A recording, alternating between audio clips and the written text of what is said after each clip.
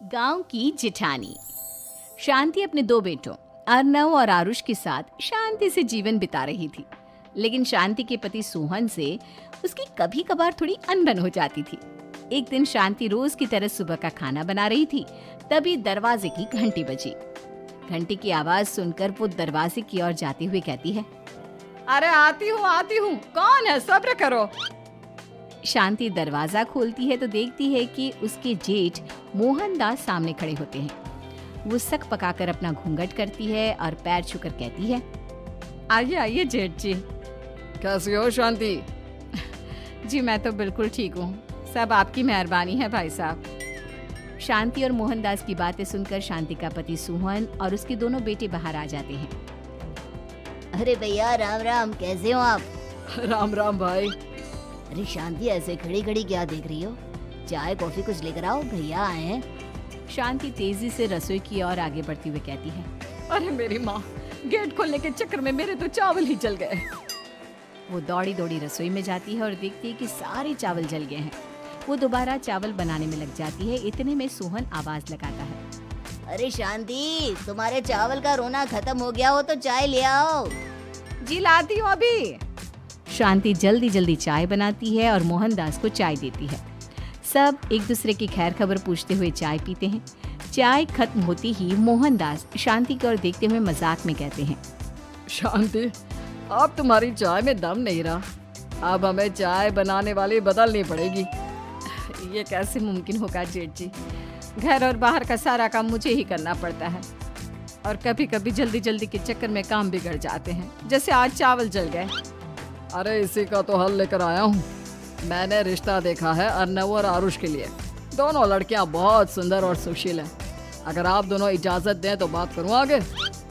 सोहन और शांति रिश्ते की बात सुनकर कहते हैं, अब ठीक है, बात चलाइए ना भैया, पर पहले लड़की के बारे में कुछ बताइए तो सही।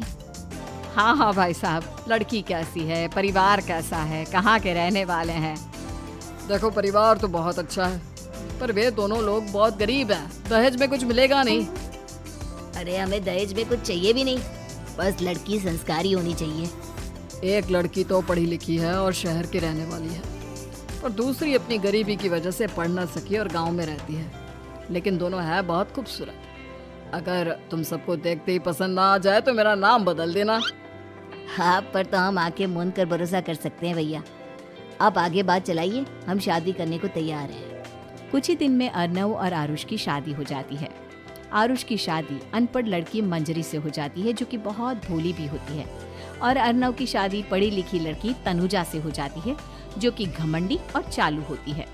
एक दिन मंजरी घर के काम कर रही थी कि अचानक शांति उसे आवाज लगाती है, बड़ी बहू, ओ बड़ी बहू, मंजरी जल्दी यहाँ आओ।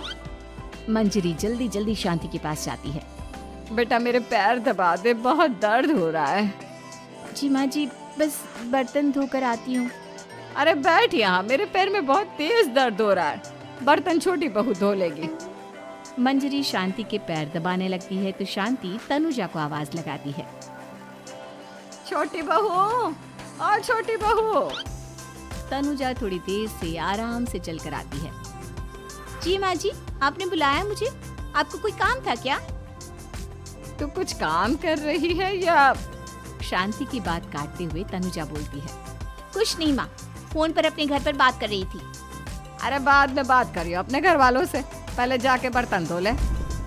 तनुजा मुंह बनाते हुए अपनी जिठानी की ओर देखती है और मन ही मन कहती है, ये महारानी वहाँ बैठी है, ये नहीं कि बर्तन धो ले। मैंने इतनी पढ़ाई बर्तन धोने के लिए की थी क्या? तनुजा दांत पीसकर वहाँ से चली जाती है। अगले दिन सब दफ्तर चले जाते हैं, तभी डाकिया चिट्ठी लाता है। शांति चिट्ठी लेकर मंजरी से कहती है, बड़ी बहू, जरा छोटी बहू को बुलाना, एक चिट्ठी आई है। मेरी तो आंखें कमजोर है तो मुझसे पढ़ा नहीं जाएगा। मंजरी तनुजा के पास जाकर कहती है, तनुजा, तुम्हें माँ जी बुला रही हैं। मुझ पर हुक्म मत चलाओ, काम बताओ काम। अरे मैंने तुम पर कहाँ हुक्म चलाया, और हुक्म चला भी दूंगी तो क्या हुआ? तुम तो मेरी छोटी बहन की तरह हो ना। तुम जैसी अनपढ़, जाहिल और गांव की गवार मेरी बहन नहीं हो सकती। बेचारी मंजरी तनुजा की बात सुनकर अपना सा मुंह लेकर रह गई।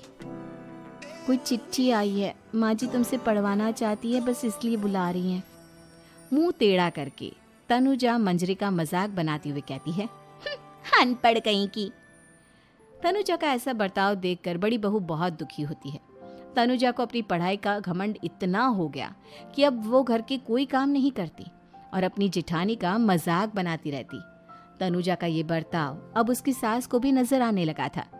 एक दिन शांति ने अपनी बड़ी बहू से कहा, मंजरी, तनुजा हर समय तुम्हारा मजाक उड़ाती है, तुम्हें गुस्सा नहीं आता क्या? आता तो है माँ जी, लेकिन मैं क्या करूं? जब भी उसे कुछ बोलती हूँ वो और भी जली कटी बातें मुझे सुनाकर चली जाती है। मैं उसे अपनी छोटी बहन की तरह प्यार करती हूँ, लेकिन उसके दिल में मेरे लिए कोई इज्जत नहीं।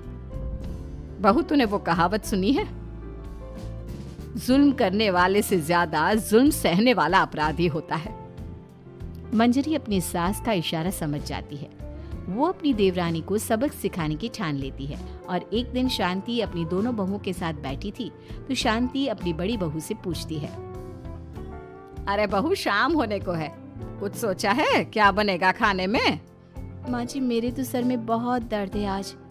मेरी प्यारी देवरानी ही कुछ अंग्रेजी खाना बनाकर खिलाएगी। सुना है पढ़े लिखे लोग अंग्रेजी खाना बहुत अच्छा बनाते हैं, क्यों तनुजा? इतना कहकर मंजरी अपनी सास की ओर देखकर मुस्कुरा दी। तनुजा अपनी तारीफ सुनकर बहुत खुश हो गई। इतने में शांति कहती है, ये तो सच बात है छोटी बहू, ये तो मैंने भी सुना है। हम भी पक गए हैं बड़ी बहू के हाथ का खाना खा खा कर। तनुजा, तुम्हारी माँ भी तो तुम्हारे खाने की बहुत तारीफ करती है, आज हमें भी खिला दो कुछ अच्छा सा बनाकर। शांति की बात सुनकर छोटी बहू और आसमान पर चढ़ गई, पर उसे ये कहाँ पता था कि उसकी सास और जेठानी उसे सबक सिखाना चाहती है। तनुजा अपनी तारीफ सुनकर खुश तो बहुत होती है, पर सोचने लगती है, मुझे तो कैसा भी खाना बनाना नहीं आता, अब मैं क्या करूंगी? अगर मैंने इनको सच बता दिया तो मेरी सारी इज्जत मिट्टी में मिल जाएगी। अरे छोटी बहू, क्या सोच रही हो? खिलाओगी ना अपने हाथ का अंग्रेजी खाना? छोटी बहू हाँ में सर हिला देती है। अचानक से उसके दिमाग में एक आइडिया आता है, मैं इंटरनेट से देखकर कुछ बना लेती हूँ, मेरी वाहवाही पूरे घर में हो जाएगी। मुझे कौन सा रोज रोज बनाना है। माँ जी, आज आप सबको ऐसा खाना खिलाऊंगी, ऐसा खाना खिलाऊंगी कि। इतने में शांति छोटी बहू की टांग खींचते हुए कहती है कि पता नहीं कैसा खाना खिलाओगी, ए ऊपर वाले हमारी रक्षा करना। इतना बोलकर शांति और मंजरी दोनों जोर जोर से हंसने लगते हैं। अब तनुजा रसोई घर में चली जाती है और खाने की तैयारी करने लगती है, पर उसे रसोई घर की चीजों के बारे में तो कुछ नहीं पता। जैसे तैसे सारी चीजें निकालती है और इंटरनेट पर देखकर खाना बनाती है। कुछ ही देर में सब लोग घर आ जाते हैं। अरे सुनते हो, आज का खाना हमारी छोटी बहू बना रही है। अरे वाह, आज तो फिर कुछ अंग्रेजी खाना खाने को मिलेगा। कुछ ही देर में खाना बन जाता है तो छोटी बहू सबका खाना लगा देती है। इतने में बड़ी बहू कहती है, क्या बात है देवरानी जी, आज तो बहुत अच्छी खुशबू आ रही है। ये बात तो सही कही बड़ी बहू तूने, खुशबू तो अच्छी है, ऐसी खुशबू तो मेरे खाने में भी नहीं आती। सब मिलकर छोटी बहू की बहुत तारीफ करते हैं और छोटी बहू 7वें आसमान पर बैठ जाती है। अब सभी खाना खाते हैं। जल्दी जल्दी दो, अब तो मुंह में पानी आ रहा है। हाँ हाँ, मुझसे भी नहीं रुका जा रहा। जैसे ही सोहन एक निवाला खाता है तो उसकी आंखों से पानी आने लगता है। ये देखकर शांति सोहन से पूछती है, क्या हुआ जी, खाना इतना अच्छा बना है कि आंखों से पानी आ गया? सोहन चुप रहता है और धीरे धीरे से खाना शुरू कर देता है। इतने में सोहन छोटी बहू से कहता है, बेटी तुम भी तो खाओ, तुम क्यों रुकी हो, खाना सच में बहुत अच्छा है। ये कहकर सोहन जोर से हंस देता है।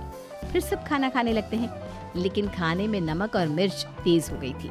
तनुजा से कोई कुछ नहीं बोलता, बल्कि उसे भी खाने को कहते हैं। जैसे ही छोटी बहू खाना खाती है वो पानी पानी कहकर चिल्लाती है, पानी, इसमें तो पानी। ये खाना तो सच में इतना अच्छा बना है कि हमारे साथ साथ देवरानी जी भी इसके स्वाद को कभी नहीं भूल पाएंगी। सही कहा बहू। तनुजा को अपनी गलती का एहसास हुआ और उसने अपनी सास से कहा, माँ जी ये मेरी गलती नहीं है, इंटरनेट पर दिखाया था कि 4 चम्मच नमक और मिर्च डालने हैं। अब मंजरी को भी मौका मिल गया और उसने तनुजा पर तंज कसा। नाच न जाने आंगन टेढ़ा, हर जगह अपनी पढ़ाई दिखाती हो, दूसरों का मजाक उड़ाती हो। अब पता चला ना, हर चीज में पढ़ाई काम नहीं आती। और तुम तो शहर में रही हो, तुम्हें तो मुझसे भी अच्छा खाना बनाना आना चाहिए ना। बेटा, अगर तूने ठीक से सब सीखा होता तो आज तुझे शर्मिंदा नहीं होना पड़ता। बात शहर या गांव की नहीं होती। मंजरी गांव से आई है, लेकिन उसे घर का काम करना और खाना बनाना सब अच्छी तरह से आता है। तुम शहर में रही हो, तुमने ये सब क्यों नहीं सीखा? छोटी बहू सर नीचा कर सबसे माफी मांगती है और बहुत शर्मिंदा होती है। दीदी मुझे माफ कर दो, मैंने आपको बहुत बुरा भला कहा, पर आपने मुझे हमेशा ही माफ किया। आज मुझे अपनी गलती का एहसास हो गया है। अब दोनों बहुएं मिलकर घर का काम करने लगी और एक दूसरे को अपने गुण बांटने लगी। मंजरी ने अपनी देवरानी को खाना बनाना और घर का काम करना सिखाया, वहीं तनुजा ने भी अपनी जिठानी को पढ़ना लिखना सिखाया। शांति और सोहन ऐसी बहुएं पाकर बहुत खुश थे।